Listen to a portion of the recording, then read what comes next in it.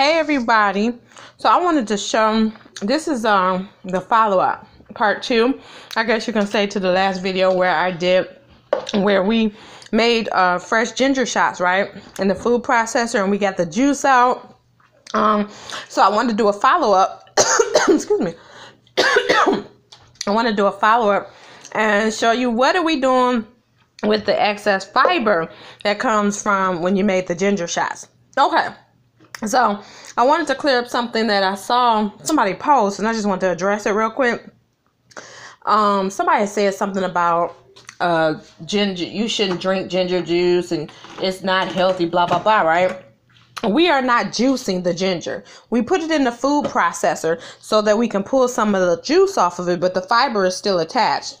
If you notice that when you made your ginger and sat it down, it started to settle. Fibrous material went to the top, floated to the top, and settled to the bottom.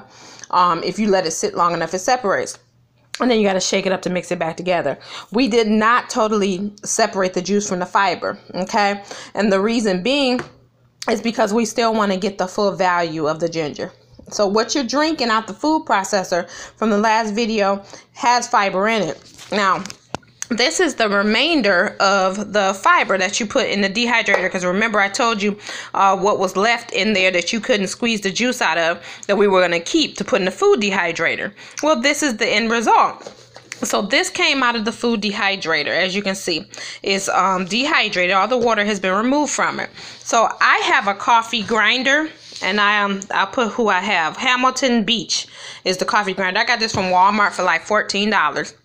It is a good idea for you to get one, because it's going to be really important that you make your own spices, you know, going down the road when you actually start getting to be a professional. So I'm grinding up. I just want you to see this real quick. I'm grinding this up.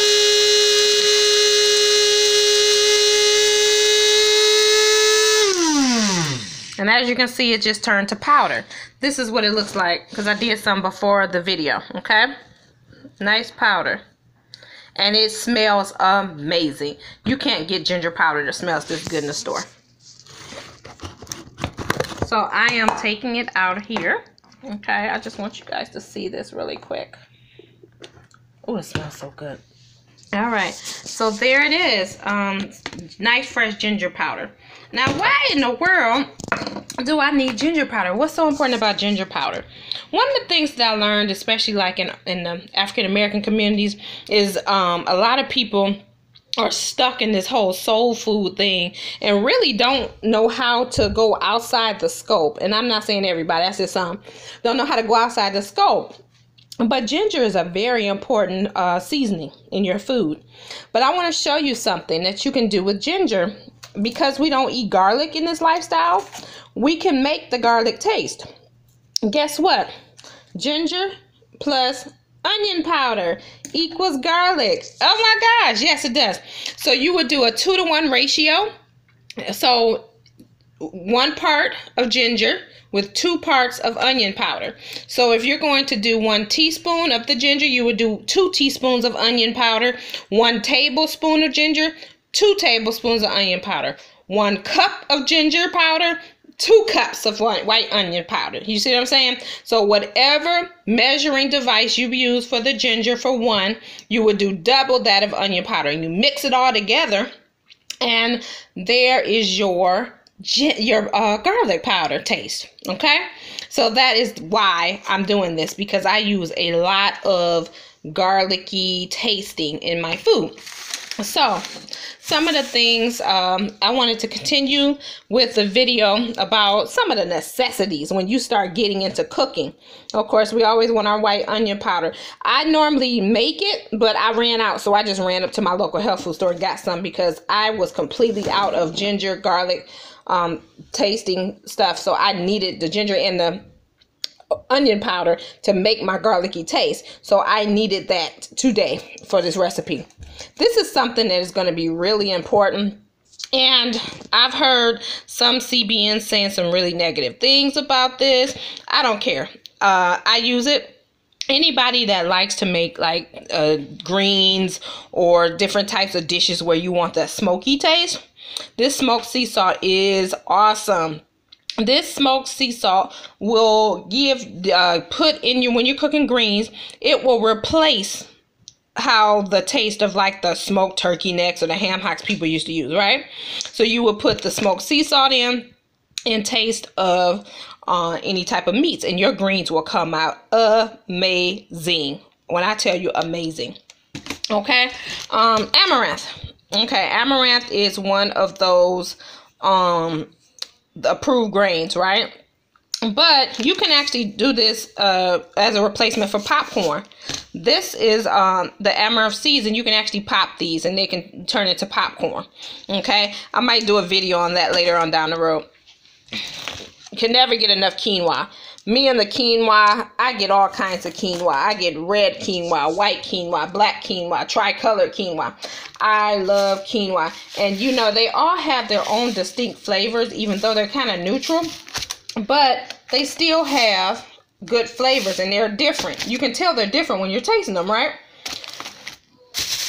To replace chocolate, I found that black sesame seeds plus date syrup will give you a chocolate aftertaste. So that's what this black sesame seeds is for. Agave. This is going to replace sugar. You need agave in your life if you're a sugarholic. Trust me, I need agave in my life. I am a mushroom fiend, as most people are that are in this lifestyle, because you can't eat meat. Well, you don't eat meat, so it's really hard. You got to find stuff to replace it. This, I was talking to my sister earlier, and she gave me a recipe for burdock root French fries. So I know most people have never seen a fresh burdock root. This is burdock root. You see these? They're not bad in price either. I think they came out to $9 a pound, and these didn't even equal a pound. All three of these together did not equal a pound. So I think I ended up paying like $8 for them, all three together. So the burdock root, technically $9 a pound, is kind of high if you know you wanted to get 20 pounds, but this is quite a bit. Trust me. And you see how it is? And the funny thing is, it's white now. When you cut it and let it sit and it gets oxidized in the air, it turns back brown. Very interesting. This has a very interesting flavor, by the way. But you can actually use this in dishes like you would have used carrots. That's the closest flavor I can think of to, you know, burdock rooted carrots. So I think that's the closest thing. Okay. Carrots or celery. No, I think that's about the best. This here, Brazilian nuts. These look like little toes, right? These bad boys here make really good cheese. You have to soak them overnight and then put your own seasonings in them, put them with some hemp milk. But these will turn out to be a really good cheese. And this will be really helpful for when you are converting your kids and making pizzas and stuff. This will help a lot. I'm trying to make sure that I have everything for you guys, you know, as far as giving you all this knowledge. I have so much knowledge in my head, and I'm just always trying to think of the different things. What did I miss? What did I miss?